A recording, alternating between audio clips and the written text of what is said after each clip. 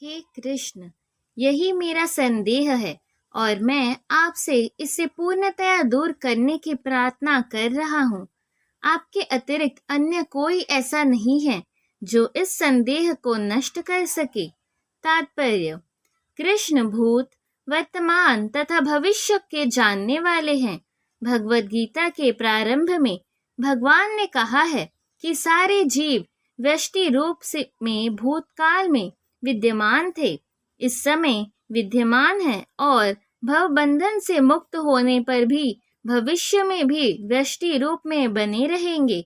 इस प्रकार उन्होंने व्यष्टि जीव के भविष्य विषयक प्रश्न का स्पष्टीकरण कर दिया है। अब अर्जुन असफल योगियों के भविष्य के विषय में जानना चाहता है। कोई न तो कृष्ण के समान है, न ही उनसे बड़ा।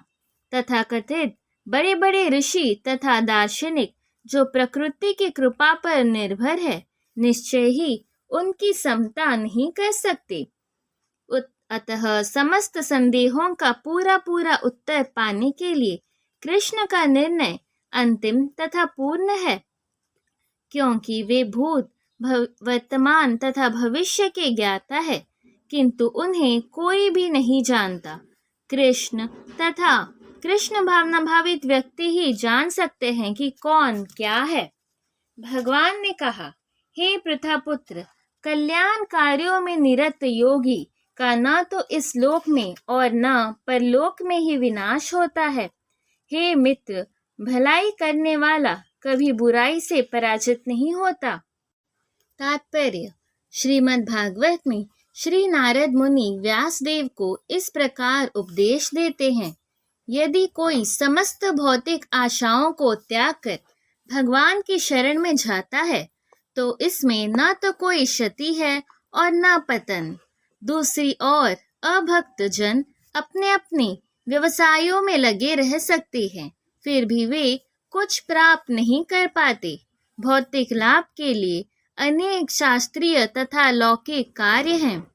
जीवन में आध्यात्मिक उन्नति अर्थात कृष्ण भावनामृत के लिए योगी को समस्त भौतिक कार्यकलापों का परित्याग करना होता है।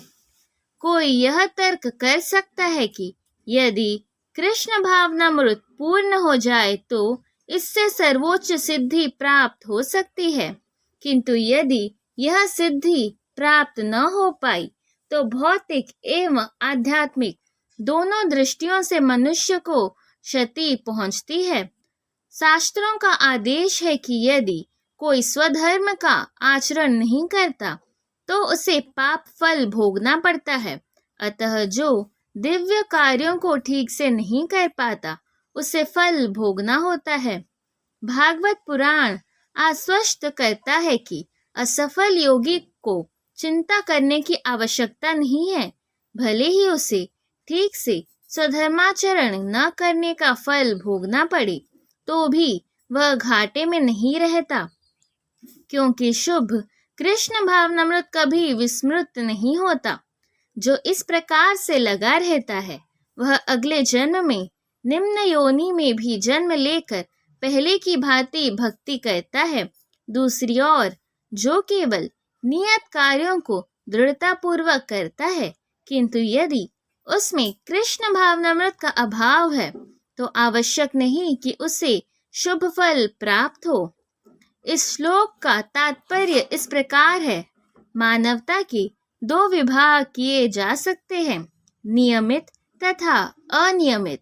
जो लोग अगले जन्म तथा मुक्ति के ज्ञान के बिना पाशविक इंद्र तृप्ति में लगे रहते हैं, वे अनियमित विभाग में आते हैं। जो लोग शास्त्रों में वर्णित कर्तव्य के सिद्धांतों का पालन करते हैं, वे नियमित विभाग में वर्गीकृत होते हैं।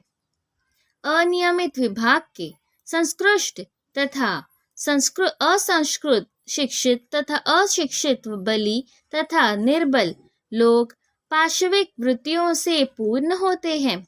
उनके कार्य कभी भी कल्याणकारी नहीं होते, क्योंकि वे पशुओं की भांति आहार, निद्रा, भय तथा मैथुन का भोग करते हुए इस संसार में निरंतर रहते हैं। जो सदा ही दुखमय है। किंतु जो लोग शास्त्रीय आदेशों के अनुसार संयमित रहते हैं और इस प्रकार क्रमशः कृष्ण भावनामृत को प्राप्त होते हैं, वे निश्चित रूप से जीवन में उन्नति करते हैं।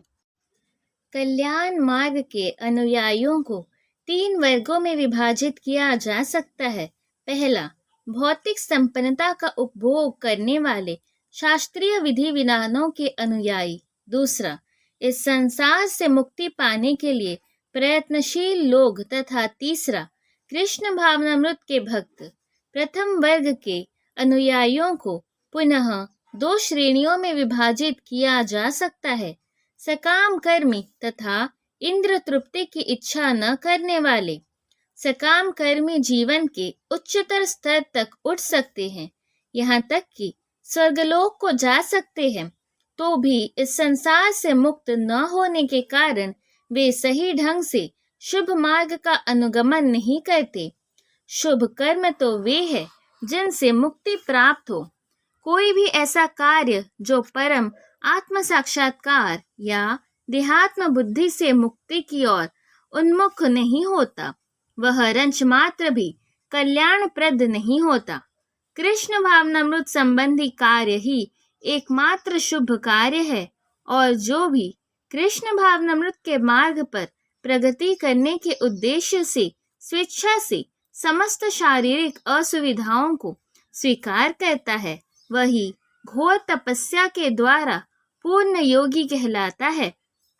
चूंकि अष्टांग योग पद्धति कृष्ण भावनामृत की चरम अनुभूति होती है, अतः यह पद्धति भी कल्याणप्रद है।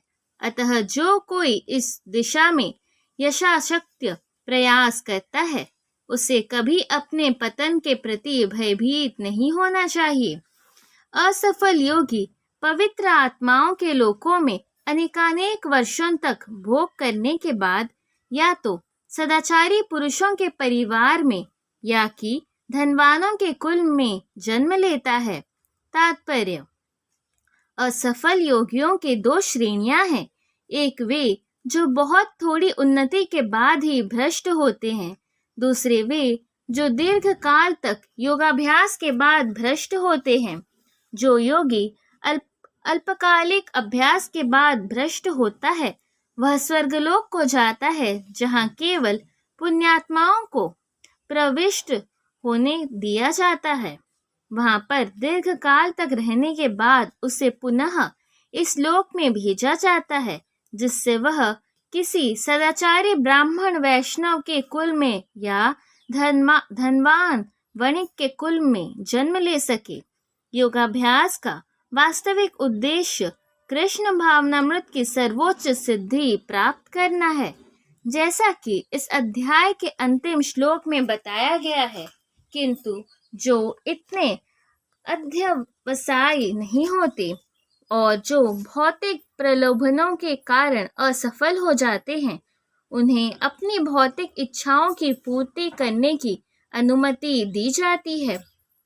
तत्पश्चात उन्हें सदाचारी या धनवान परिवारों के संपन्न जीवन बिताने का अवसर प्रदान किया जाता है। ऐसे परिवारों में जन्म लेने वाले इन सुविधाओं का लाभ उठाते हुए अपने आप को पूर्ण कृष्ण भावनामृत तक ऊपर ले जाते हैं। अथवा यदि दीर्घकाल तक योग करने के बाद असफल रहे तो वह ऐसे योगियों के कुल में जन्म लेता है जो अति बुद्धिमान है। निश्चय ही इस संसार में ऐसा जन्म दुर्लभ है। तात्पर्य, यहाँ पर योगियों के बुद्धिमान कुल में जन्म लेने की प्रशंसा की गई है, क्योंकि ऐसे कुल में उत्पन्न बालक को प्रारंभ से ही आध्यात्मिक प्रोत्साहन प्राप्त होता है। विशेषतया आचार्यों या गोस्वामियों के कुल में ऐसी परिस्थिति है। ऐसे कुल अत्यंत विद्वान होते हैं और परंपरा तथा प्रशिक्षण के कारण श्रद्धावान होते हैं। इस प्रकार वे गुरु बनते हैं। भारत में ऐसे अनेक आचार्य कुल है, किंतु अब वे अपर्याप्त विद्या तथा प्रशिक्षण के कारण पतनशील हो चुके हैं।